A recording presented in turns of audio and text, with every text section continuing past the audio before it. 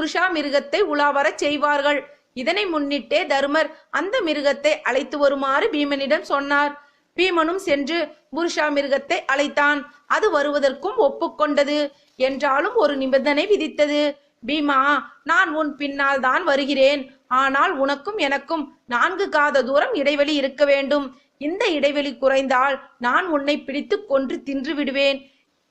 இதற்கு நீ ஒப்புக்கொண்டால்தான் உன்னுடன் வருவேன் என்றது புருஷா மிருகம். பீமனும் இதற்கு ஒப்புக்கொண்டான். புருஷா மிருகம் அப்படியென்றால் நீ முன்னால் ஓடு, நீ 4 காத தூரம் தாண்டியதும் நான் இங்கிருந்து புறப்படுகிறேன் என்றது. மிருகமாக இருந்தாலும் என்ன ஒரு நீதி நியாயம் என்று ஓடத் துவங்கினான் பீமன். வேகமாக ஓடிய பீமனை பின்தொடர்ந்து ஓடிய புருஷா மிருகம் ஒரு கட்டத்தில் பீமனை நெருங்கிவிட்டது.